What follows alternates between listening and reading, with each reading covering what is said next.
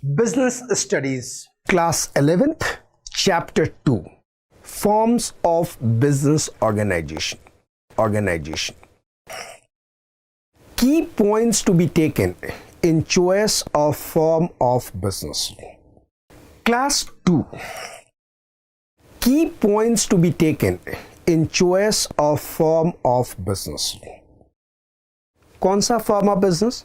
आप देखिए, ये है फॉर्म ऑफ बिजनेस, यानी कि एक बिजनेसमैन किस किस फैक्टर को कंसीडर करते हुए डिसाइड करेगा कि मुझे सोल प्रोप्राइटरशिप लेना है। अभी देखिए, मैंने सोल प्रोप्राइटरशिप के बारे में नहीं बताया। क्यों नहीं बताया? बिकॉज ये जो मैं पॉइंट बता रहा हूं, जो टोटल 9 पॉइंट है, उस फैक्टर को समझाने के बाद मैं आपको सोल प्रोप्राइटरशिप का मीनिंग, कैरेक्टरिस्टिक कुछ भी हो समझाऊंगा।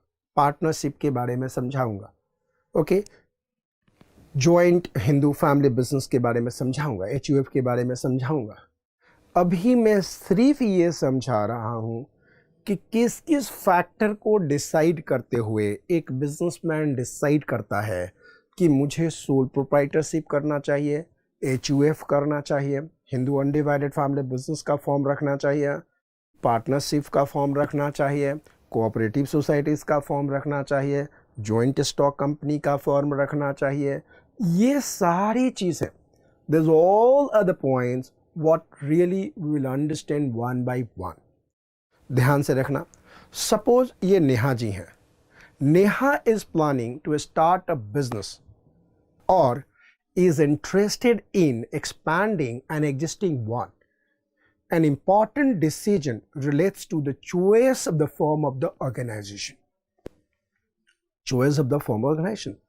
The most appropriate form is determined by weighing the advantages and disadvantages of the each type of the organization against the one's requirement. समझ में आया? नेहा को ये डिसाइड करना पड़ेगा शुरुआत में कि वो जो बिजनेस का फॉर्म रखना चाहती हैं, पांचों में से कोई एक, तो वो चाहती क्या है। वो हर फॉर्म को समझने की कोशिश करेंगे कि हर फॉर्म का अपना एडवांटेजेस क्या है, अपना डिसएडवांटेजेस क्या है। Certain basic consideration are kept in mind while choosing an appropriate form of the organization. The important factors determining the choice of the organizations are following. मतलब समझ में आया? ये जो 9 पॉइंट दे रहा हूं, इस 9 पॉइंट को ही डिसाइड करके, कंसीडर करके कोई भी बिजनेसमैन चूज करता है फॉर्म ऑफ बिजनेस। ये 9 पॉइंट क्या है, पहले आप एज इट इज नाम लिख लीजिए और इसको मैं याद करवाऊंगा। हो सकता है कि मैं इसको इतनी बार याद कराऊं कि आप इरिटेट हो जाएं, बट मुझे आपके इरिटेशन से मतलब नहीं है। मुझे ये भूख है कि आपको याद हो जाए और आप एग्जाम में लिख सकें। मेरी बात समझ आई? अगर आपको ये सारे पॉइंट याद हो गए तो सिर्फ इसी क्लास में आपको फ़ायदा नहीं होगा। आने वाला फ्यूचर में चाहे आप MBA करें, चाहे CS करें, चाहे CA करें, चाहे BBA करें, हर जगह यही काम आएगा। एंड मैं गारंटी के साथ कहता हूं कि ये नोट आप संभाल के रखोगे। समझा? तो नेहा को कितने फैक्टर को कंसीडर करना चाहिए फॉर्म ऑफ बिजनेस को डिसाइड करने के लिए? वो है 9 और इसका मेमोरी कोड है फोर्स नो। Force no. वो आप कहते हैं ना, कोई डॉगी बोलता है अरे उसको फोर्स नो, फोर्स नहीं करो, राइट? पापा भी कहते हैं मम्मी को बच्चों को फोर्स नहीं करो। ये हिंदी वाला है, फोर्स नहीं करो। तो मेमोरी कोड क्या है? Force no. क्या है? Force no. क्या है? Force no. Okay, memory code क्या है? Force no. FORCENO। FORCENO, force no. अगर फोर्स नो याद है, समझा? फोर्स नो याद है तो ये चैप्टर, पूरा का पूरा चैप्टर आपको कंठस्थ याद होगा। चूंकि कोई भी फॉर्म उठा लीजिए, उसका फीचर लिखने के आ गया तो फोर्स नो ही लिखना है हर जगह। और इसी फीचर में से यानी फोर्स नो में से मेरिट निकलेगा, डिमेरिट निकलेगा। मेरी बात समझ में आई बात आपको? कैरेक्टरिस्टिक में से ही मेरिट और डिमेरिट निकलता है। तो अगर बिजनेस के कैरेक्टरिस्टिक, फॉर्म के कैरेक्टरिस्टिक अगर याद हो गया तो इसका मतलब उसका मेरिट डिमेरिट भी उसी में छुपा हुआ है। मेरी बात समझ में आ रही है आपको? तो मेरे दोस्त, ये जो फोर्स नो है ये सभी का कैरेक्टरिस्टिक है, बस आपको उसको वर्ड में इधर उधर खेलना है। यानी कि अगर फोर्स नो याद है तो आपको कैरेक्टरिस्टिक ऑफ सोल प्रोप्राइटरशिप याद है, फोर्स नो याद है तो characteristic of HUF, Hindu undivided family, joint Hindu family business का कैरेक्टरिस्टिक याद है, एंड कैरेक्टरिस्टिक याद है तो मेरिट एंड लिमिटेशन भी याद है।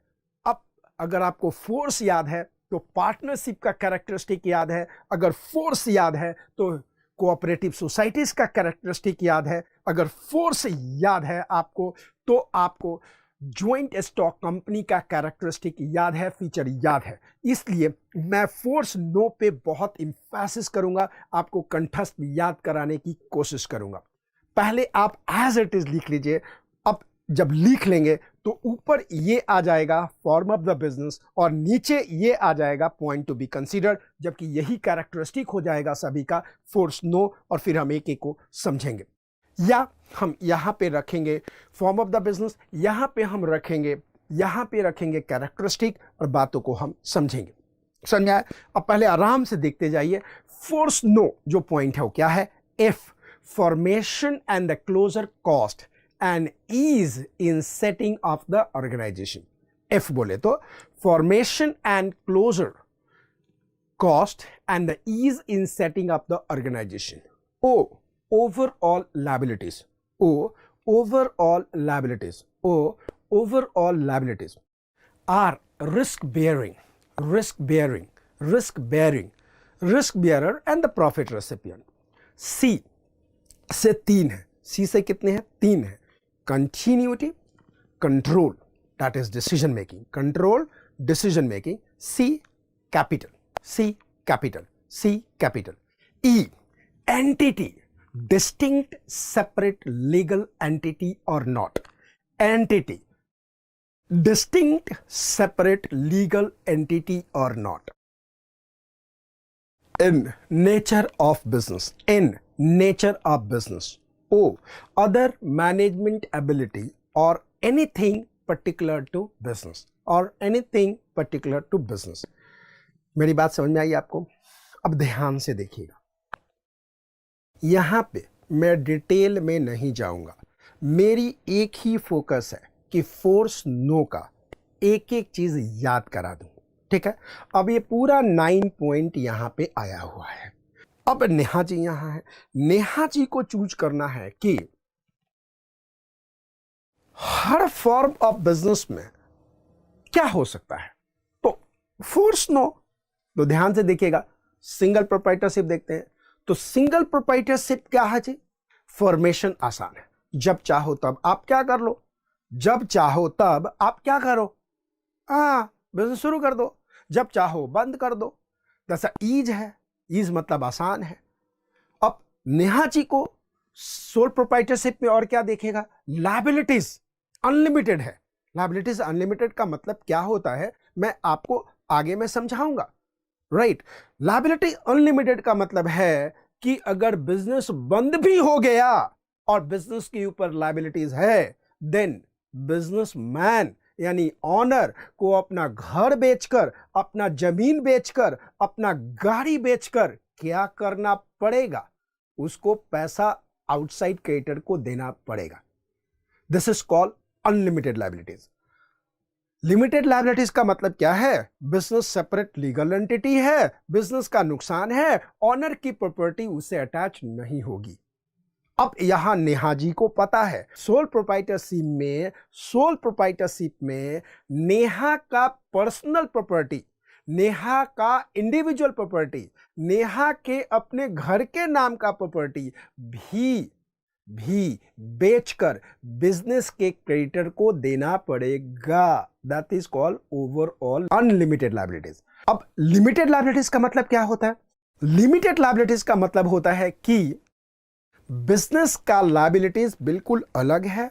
ऑनर सिर्फ अपने तक, यानी अपनी जो लायबिलिटीज है, जो बिजनेस के प्रति जो उसकी इंडिविजुअल लायबिलिटीज है, वहीं तक उसकी लायबिलिटीज, उसकी देनदारी बन रही है। That's very simple, that's called the overall liabilities. तो नेक्स्ट पॉइंट है ओवरऑल लायबिलिटीज। ओवरऑल लायबिलिटीज दो तरह के होते हैं, unlimited liabilities and the limited liabilities. Neha को पता होना चाहिए कि सोल प्रोप्राइटरशिप के केस में अनलिमिटेड लायबिलिटीज है, राइट। बहुत सिंपल सा देखिएगा, मैं यहां पे जितने भी ये फॉर्म ऑफ बिजनेस हैं उसकी झलक दिखा के जाऊंगा, टेलर दिखा के जाऊंगा, फिर डिटेल में उसको हेडिंग लेके अलग अलग क्लास में करेंगे। ध्यान से देखिएगा, यहां पे मैं सिर्फ आपको समझा रहा हूं कि फोर्स नो में आपको देखना है ये पॉइंट्स हैं जो कि बिजनेसमैन को समझना पड़ेगा before choosing the form of business. Businessman को समझना पड़ेगा before choosing the form of business. तो पहला पॉइंट क्या है जो बिजनेसमैन को देखना है? Formation and the closure, cost and ease of setting of the organization and ease of setting of the organization। दूसरा पॉइंट देखना है ओवरऑल लायबिलिटीज, यानी कि फॉर्म में क्या है जी, अनलिमिटेड लायबिलिटीज है या लिमिटेड लायबिलिटीज है। ध्यान देखिएगा। Next is coming the risk bearing. अब देखिएगा, फोर्स में R is what? Risk bearing. अब नेहा को पता है कि जब अकेले वो सोल का मतलब अकेला, जब मैं सोल प्रोप्राइटरशिप के बारे में पढ़ाऊंगा तो सोल प्रोप्राइटरशिप के बारे में डिटेल में पढ़ाऊंगा। यहां पे जस्ट ऊपर हम बातें कर रहे हैं ताकि आप समझ सकें कि कौन कौन से पॉइंट कंसिडरेशन में लेना चाहिए for choosing the form of business. That's called the risk bearing. So risk bearer and the profit recipient। तो नेहा को पता है कि मैं सोल प्रोप्राइटर बिजनेस करूंगी तो सारा रिस्क मेरा होगा, ऑफ कोर्स सारा प्रॉफिट भी मेरा होगा। कंटिन्यूटी, जो सेकंड पॉइंट नेहा कंसीडर करेंगी, कंटिन्यूटी, कि अगर मैं नहीं रही या मैं बीमार पड़ गई या मेरे को ऊपर वाले ने बुला लिया या अमराज ऊपर से कॉल करके हमें बुला रहे हैं, कुछ भी हो सकता है, लाइफ इज अनसर्टेन, तो इस बिजनेस का क्या होगा? तो बिजनेस जब ऑनर पे डिपेंडेंट है, प्योरली ऑनर पे डिपेंडेंट है, तो कंटिन्यूटी क्वेश्चन में है, कंटिन्यूटी क्वेश्चन में है। हम इसके बारे में हर फॉर्म का जब अलग अलग करेंगे तो बात करेंगे। तो नेहा को यह सोचना पड़ेगा कि who will continue the business, that's called the continuity. Next is coming what? Control, यानी बिजनेस को कंट्रोल कौन करेगा, डिसीजन कौन लेगा। तो कंट्रोल बोले तो डिसीजन मेकिंग। तो नेहा को पता है क्योंकि सोल प्रोप्राइटरशिप बिजनेस है तो पूरा का पूरा कंट्रोल मेरा होगा, पूरा का पूरा डिसीजन मेकिंग मेरा होगा। Next point is what coming? Capital, यानी कि कैपिटल कौन इंट्रोड्यूस करेगा। और सबसे ज्यादा आपको पता है सोल प्रोप्राइटरशिप बिजनेस है तो नेहा को घर से पैसा लेके आना पड़ेगा या बैंक से पर्सनल लोन की तरह पैसा लेकर के बिजनेस में लगाना पड़ेगा। Next is coming E, entity. Entity का मतलब है डिस्टिंक्ट सेपरेट लीगल एंटिटी और नॉट, यानी कि प्रमोटर ऑनर से बिजनेस अलग है या नहीं है। देखिएगा, अकाउंटिंग पर्पस के लिए देखा जाए, अकाउंटिंग पर्पस के लिए देखा जाए, अकाउंटिंग पर्पस के लिए दिया जाए तो सोल प्रोप्राइटरशिप भी एक सेपरेट एंटिटी है, लेकिन सेपरेट लीगल एंटिटी नहीं है। इनकम टैक्स ध्यान रखिएगा, income tax Deepak Chaurasia and Chaurasia पान भंडार को अलग नहीं मानता। अकाउंटिंग पर्पस के लिए है, अकाउंटिंग पर्पस के लिए चौरसिया पान भंडार is separate from home? Deepak Chaurasia. Accounting purpose के लिए, लेकिन इनकम टैक्स कहता है बॉस हम इस बिजनेस को, चौरसिया पान भंडार को, जो सोल प्रोप्राइटरशिप बिजनेस है, मैं सेपरेट लीगल एंटिटी नहीं देता। यानी सोल प्रोप्राइटरशिप बिजनेस को separate legal entity income tax नहीं देता। अगर कोई नुकसान हुआ तो इनकम टैक्स जाकर के दीपक चौरसिया का गला पकड़ करके इनकम टैक्स ले लेगी। मेरी बात समझ में आ रही है आपको? यानी देखिएगा, ये बहुत बड़ा पॉइंट है, मैं आपको ये इतनी बार समझा दूंगा आते आते। सी, ये फोर्स नो इतनी बार रिपीट होगा कि आप तंग आ जाएंगे, आप तंग आ जाएंगे, तंग आ जाइए, मुझे कोई दिक्कत नहीं है, लेकिन एग्जाम में लिख के आइए, नंबर लेके आइए। जब आप बिजनेस स्टडीज में 99 एंड 100 लेके आएंगे तो आप सोच सकते हैं कि आपका इरिटेशन में मेरे कितना प्यार मिलेगा। जब इंग्लिश में 100 आ सकता है तो बीएसटी में क्यों नहीं आ सकता? क्यों नहीं आ सकता? और एक बात बताओ, आप अकाउंट्स में 100 लेके आइए, मैथ में 100 लेके आइए और बीएसटी में 65 आ गया तो एवरेज तो गिर गया ना। तो श्री राम कॉलेज का सपना तो गया। मेरा सपना यह है कि आपको 100 मार्क्स आना चाहिए बीएसटी में। समझ में आया? तो एंटिटी यानी डिस्टिंक्ट सेपरेट लीगल एंटिटी और नॉट, यह देखना है। सोल प्रोप्राइटरशिप के केस में डिस्टिंक्ट सेपरेट लीगल एंटिटी नहीं है, ऑनर पर्सनली लाइबल है तमाम लॉस का जो बिजनेस में हो रहा है। मेरी बात समझ में आ गई? एंटिटी, ये एंटिटी बहुत इंपॉर्टेंट वर्ड है। मैंने अकाउंट्स के क्लास में सिर्फ एंटिटी को समझाने के लिए लंबी क्लास लिया, लेकिन एक बार ध्यान रखना कि बिजनेस में जब अकाउंटिंग करते हैं तो बिजनेस चाहे सोल प्रोप्राइटर हो, चाहे वो पार्टनरशिप फॉर्म हो, बिजनेस चाहे वो कोऑपरेटिव हो, चाहे हिंदू अनडिवाइडेड फैमिली हो, चाहे ज्वाइंट स्टॉक कंपनी हो, सेपरेट एंटिटी माना जाएगा, लेकिन लीगल एंटिटी नहीं है वो। देखिएगा, दो बता ही देता हूं, दो जगह sole proprietorship and partnership, sole proprietorship and partnership को सेपरेट लीगल एंटिटी नहीं है। क्या एचयूएफ को है? क्या कोऑपरेटिव सोसाइटी के पास सेपरेट लीगल एंटिटी है? क्या ज्वाइंट स्टॉक कंपनी में सेपरेट लीगल एंटिटी है? लेकिन सोल प्रोप्राइटरशिप एंड पार्टनरशिप को सेपरेट लीगल एंटिटी नहीं है। समझ आया? यह बात नेहा को, जब नेहा की शुरुआत हो रही थी, नेहा को पता होना चाहिए कि अगर उन्होंने कोई दुकान किया और लायबिलिटीज दुकान पे है तो वो लायबिलिटीज दुकान की नहीं है, उनकी है। उनको घर बेच के पेमेंट करना पड़ेगा। अगर लायबिलिटीज लेने वाले क्रेडिटर ने कोर्ट में केस कर दिया तो कोर्ट बाय द लॉ यही जजमेंट सुनाएगा कि नेहा को ये पैसे देने पड़ेंगे। नेहा का कोई भी आर्ग्यूमेंट नहीं चलेगा। देखिएगा, सेपरेट लीगल एंटिटी पे case studies, scenario based question बहुत आते हैं। Next is coming what? Nature of business, यानी कि जो बिजनेस है उसका नेचर क्या है। अब ध्यान से देखिएगा, यानी कि अगर सोल प्रोप्राइटरशिप बिजनेस का नेचर क्या होता है, चीजें क्या होती हैं, उसमें देखना है। अदर है जो ऊपर कोई पॉइंट नहीं मिला, चाहे मैनेजमेंट एबिलिटी है या कोई पर्टिकुलर बिजनेस समझाना चाहते हैं, वो आप यहाँ पे ले सकते हैं।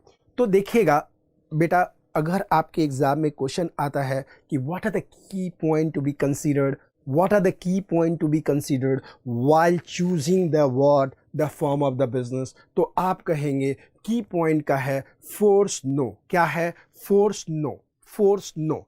एफ का मतलब क्या होता है, आप आराम से देखिए। एफ बोले तो formation and the closure cost and ease in setting up the organisation. O बोले तो ओवरऑल लायबिलिटीज। आर बोले तो risk bearing, risk bearer and the profit recipient. तो के अब बताइए, फॉर को हम लोगों को 3 बार बोलना है। मेरे साथ चिल्ला चिल्ला के बोलिएगा। मुझे पता है कि आप में मैं जोर जबरदस्ती कर रहा हूं, लेकिन ये तो करना ही पड़ेगा। यानी कि आने वाले कल में, आने वाले इस क्लास में, पूरे के पूरे क्लास में मैं इन्हीं फोर्स नो के बारे में बात करूंगा। एफ बोले तो फॉर्मेशन कॉस्ट, ओ बोले तो ओवर लायबिलिटी, आर बोले तो रिस्क बियरिंग, एफ बोले तो फॉर्मेशन कॉस्ट, एफ बोले तो फॉर्मेशन कॉस्ट, एफ बोले तो फॉर्मेशन कॉस्ट, ओ बोले तो ओवरऑल लायबिलिटीज, ओ बोले तो ओवरऑल लायबिलिटी। अब आप बोलेंगे सर समझ में आ गया ना, क्यों रिपीट करा रहे हो? समझना नहीं, याद होना चाहिए। क्या बोला आपने? अगर आपको इतनी ही दिक्कत है तो थोड़ा फॉरवर्ड कर लेना, लेकिन सुन लेना, अच्छा रहेगा। जब याद रहेगा ना तो सपने में भी मेरी आवाज गूंजेगी आपको। हाँ, ओ बोले तो ओवर और लायबिलिटीज, ओ बोले तो ओवर और लायबिलिटीज, आर बोले तो रिस्क बियरिंग, आर बोले तो रिस्क बियरिंग, आर बोले तो रिस्क बियरिंग। तो तीनों याद हो गया। एफ, आराम से, F O R, F O R. अब है क्या चीज? सी। सी से कितने हैं? 3। क्या है? Continuity, control and capital. जोर से बोलिए, कंटिन्यूटी, कंट्रोल एंड कैपिटल। बोलिए 3C है ना, FORC आ गया। C, continuity, control and capital. Continuity, control and capital. Continuity, control and capital. Right, continuity, control and capital. Okay, last में क्या है? EN, E, entity, distinct separate legal entity or not, distinct separate legal entity or not, distinct separate legal entity or not, distinct separate legal entity or not. N बोले तो nature of business, N बोले तो nature of the business, O other management ability or anything particular to the business, other management ability or anything particular to the business. तो बेटा अगर आपसे पूछा जाए कि कितने फॉर्म ऑफ द बिजनेस होते हैं तो आप कहेंगे 5, और आपसे पूछा जाए कि किस बेसिस पे एक ऑनर चूज करता है कि मैं कौन से फॉर्म को चूज करूं तो उसके पॉइंट कितने हैं? 9, और मेमोरी कोड क्या है? Force no, force no, force no. बात समझ में आई आपको? अब मुझे लगता है कि फोर्स नो आपको समझ में आ गया होगा। मैं यहीं पे ज़्यादा टाइम नहीं लूँगा कि फोर्स नो को in the respect of sole proprietor से पूरा समझाऊँ, फोर्स नो को in the respect of joint Hindu family business में समझाऊँ, फोर्स नो को मैं पार्टनरशिप के रेफरेंस में समझाऊँ, फोर्स नो को मैं कोऑपरेटिव सोसाइटी बिजनेस में समझाऊँ, फोर्स नो को मैं जॉइंट स्टॉक कंपनी में समझाऊँ। इतना यहाँ पे अगर किया तो एक ही क्लास में ये चैप्टर खत्म हो जाएगा। तो एक बात बताओ, दिक्कत होगी ना आगे? एक ही चैप्टर इतना लंबा हो जाएगा तो हम लोग क्या करेंगे ना, सेपरेट सेपरेट चलेंगे। ये बैकग्राउंड क्लियर हो गया कि फॉर्म ऑफ बिजनेस कितने हैं? 5। Point to be considered in each business form is what? 9। तो 9 and 5 ये पॉइंट याद रखिए, आगे आपको बहुत मजा आएगा, समझेंगे और हम समझ के आगे बढ़ेंगे। Thank you very much.